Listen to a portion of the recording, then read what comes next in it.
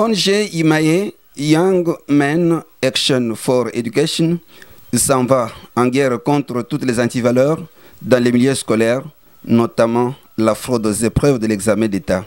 C'est dans ce cadre qu'elle a lancé vendredi 13 janvier 2023 le coup d'envoi des conférences sur les thèmes « Lutte contre les antivaleurs avant, pendant et après les épreuves de l'examen d'État ».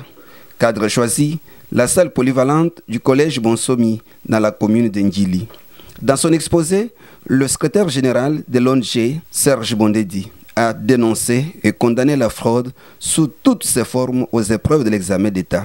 C'était en présence du patron de la province éducationnelle de Ndjili, des enseignants et apprenants finalistes de 11 écoles de cette commune.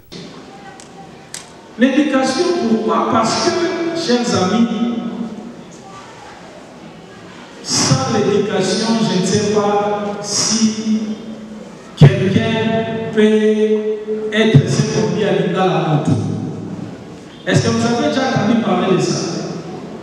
Quand on reproche à quelqu'un, Yosania, c'est vraiment un nom. En fait, c'est une manière de décrire la personnalité de quelqu'un. C'est-à-dire quelqu'un qui peut vivre dans la société.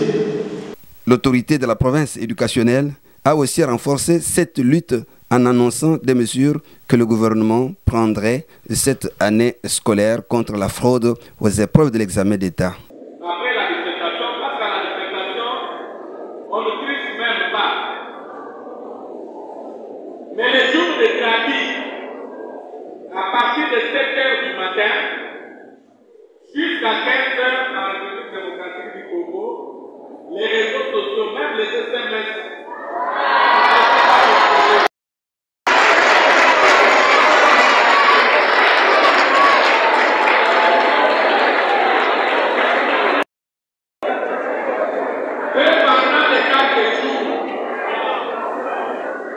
pendant tous les 4 jours, de 7 h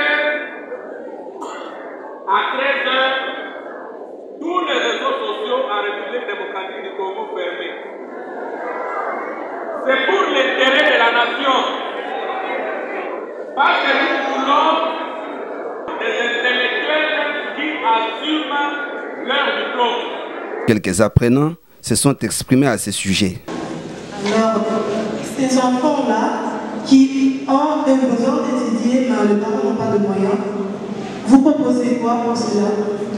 Voilà, c'est ma question. Merci. Alors, on peut parler des dispositions que vous avez prises.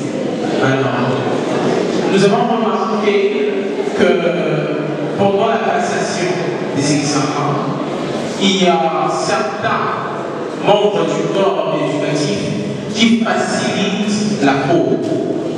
Alors, qu'est-ce que vous, en connivence avec le gouvernement, faites par rapport à cela?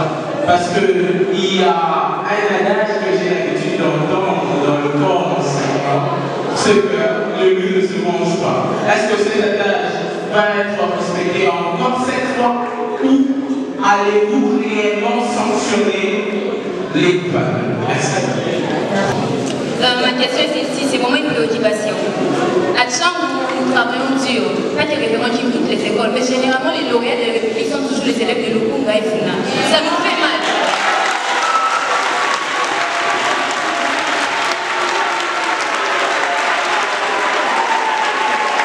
Les élèves de Tchang, on s'attend aux études, quand on voit les élèves de Lukunga, ils font un peu pour n'importe quoi, mais parce que d'après l'éthique, ce sont les enfants de point de suspension.